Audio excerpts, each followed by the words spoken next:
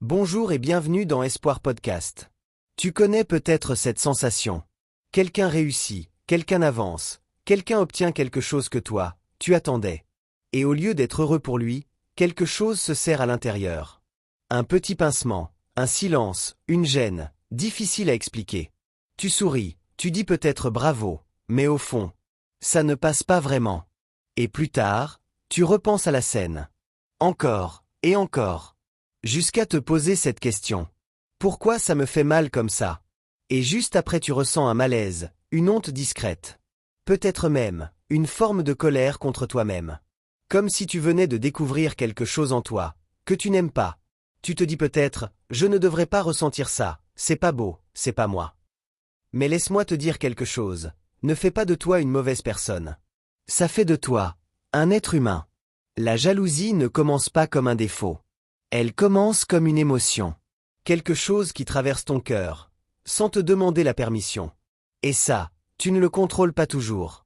Mais là où tout change, c'est ce que tu fais après. Parce que si tu regardes bien, cette jalousie ne parle pas vraiment de l'autre. Elle parle de toi, de ce que tu veux, de ce que tu attends, de ce qui te manque peut-être. Peut-être que tu aurais aimé être à sa place. Pas pour être lui, mais pour vivre ce qu'il vit. Avoir ce qu'il a. Et au lieu de voir ça clairement, on reste bloqué sur la personne. On compare, on observe, on revient encore et encore à la même scène. Et ça fait mal. Alors qu'en réalité, ce sentiment essaie juste de te montrer quelque chose. Pas quelque chose de honteux. Quelque chose d'important. Peut-être un rêve que tu as laissé de côté. Peut-être une envie que tu n'as jamais vraiment regardée en face. Peut-être un manque, que tu portes en silence. Et tant que tu regardes l'autre, tu t'éloignes de toi.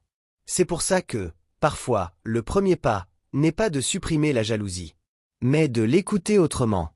La prochaine fois que tu ressens ça, au lieu de te juger, essaie juste de te poser une question simple. Qu'est-ce que ça dit de moi? Pas de lui. De toi. Et là, doucement, quelque chose peut changer.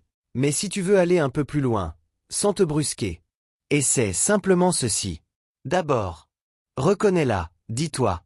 Oui, je ressens de la jalousie. Sans te juger. Ensuite, fais une prière pour cette personne. Même si ton cœur résiste.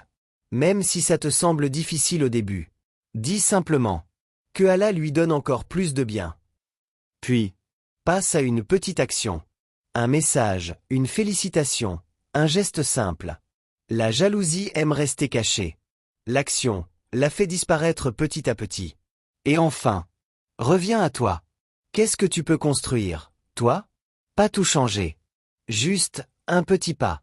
Parce que la jalousie peut te bloquer. Mais elle peut aussi te révéler. Elle te montre ce qui compte pour toi. Ce que tu désires vraiment. Ce que tu n'oses pas encore poursuivre. Et parfois, le vrai combat ne se passe pas avec les autres, mais avec la manière dont tu te parles à toi-même. N'oublie pas. Même un petit pas peut changer un chemin. À bientôt dans Espoir Podcast.